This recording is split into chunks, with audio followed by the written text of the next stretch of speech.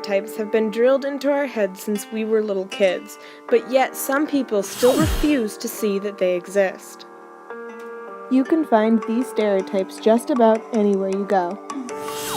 In magazines, there is always a pretty, well-known, skinny girl automatically forcing your brain to see these characteristics as beautiful, and above all, as popular.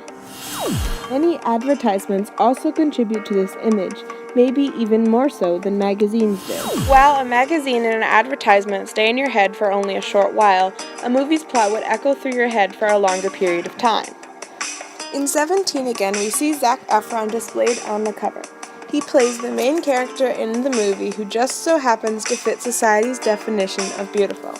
Adding on to that, he just so happens to be very good at basketball. Therefore, connecting good looks and being athletic with the stereotype of the jock.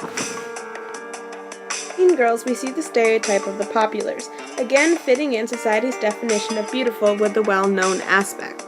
In movies that display the stereotype of the populars, often show them in a selfish and rude light. In Spirit, we come across the stereotype of a loner. A loner in this movie dresses in baggy clothes and always seems to have messy hair. Like the popular and jock stereotype, the loner seems to be different and, well, unpopular. Geek Charming introduces the stereotype of a nerd. The stereotype of a loner, a nerd is portrayed in an unpopular light. In fact, in this movie, the so-called nerds and the so-called populars do not even associate with each other. All of these examples are extremes and are exaggerated, they do have a point. I began my study of stereotypes by researching online about high school stereotypes. But to my shock, no one had really ever researched the topic. This fact, although it made me even more intrigued, made my study a little bit more difficult. I found many articles about the stereotypes of gender, race, and even academics, but no one seemed to want to touch upon the subject of high school stereotypes. After lots of research and rephrasing the topics that I was interested in, I was able to find some information. But no research I came across seemed to have in mind what I did. After lots of research, lots of thinking, and lots of using my own personal experiences of high school, I began to go through the process of creating a survey. When it came time to creating my survey, I chose my questions very carefully, making sure to aim them toward the research I was hoping to receive. My questions were aimed at the difference between stereotyping yourself, your peers, and your friends. By doing this, I hoped to gather whether or not these stereotypes did in fact play a role. My method throughout my survey was really not that complicated. I simply created a survey and distributed 100 copies to 100 juniors at my high school. My hypothesis was that these stereotypes would in fact exist in my high school. I asked people to categorize themselves into one stereotype. I also asked them to categorize themselves into a stereotype based on how they thought people viewed them. I predicted that these two responses would be very different. I also predicted that people, whether it be consciously or unconsciously, would categorize their peers into these groups. On my survey, I asked the question, do you feel you are judged? With the given responses as yes, no, and sometimes. I predicted that not many people would feel that they are judged. My last and hopeful prediction was that people's perspectives, once they got to know someone, would change. I distributed my survey to only the junior class, because I wanted to survey a group of students who have been together for a long period of time and who know each other pretty well.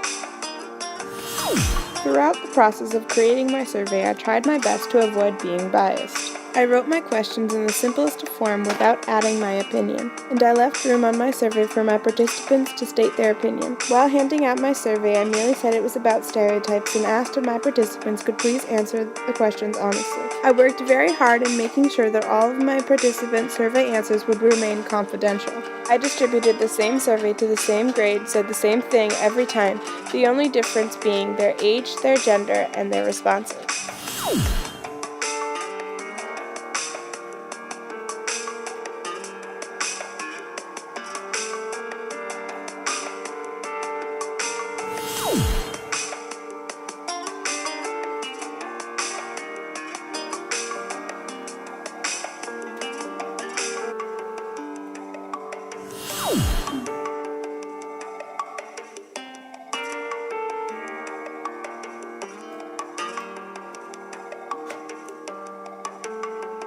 I found it interesting how there was a pretty even number of the people who divided themselves among the stereotypes.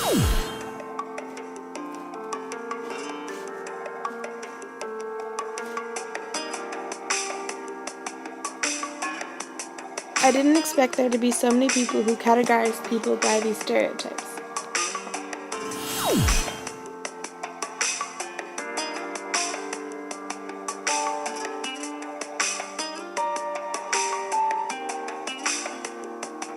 I was shocked and horrified at the number of people who felt that these stereotypes are equal.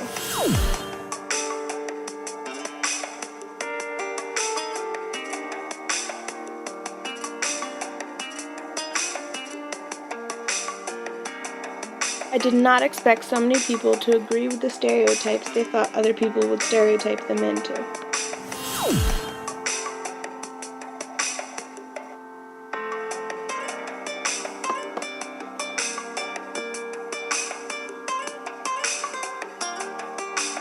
This question above all shocked me the most. I couldn't believe how many people felt like they were judged.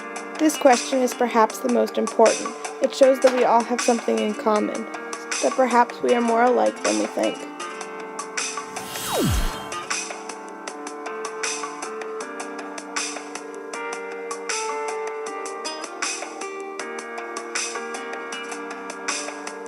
These graphs show that whether we realize it or not, we do stereotype the people around us.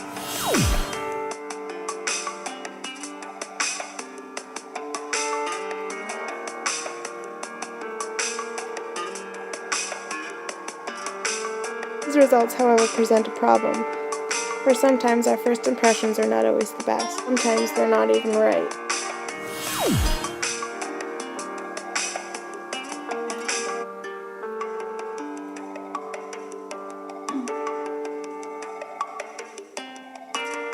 These results only add to the problem, seeing as so many people find first impressions important.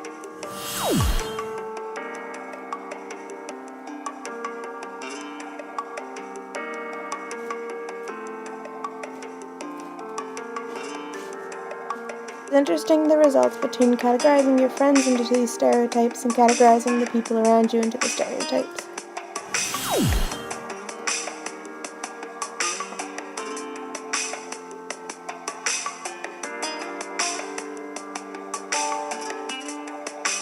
It is only fitting that this graph be the last one I show you, for it is the most important. This graph shows you that while first impressions are very important to people, that their perspectives after a certain amount of time are willing to change.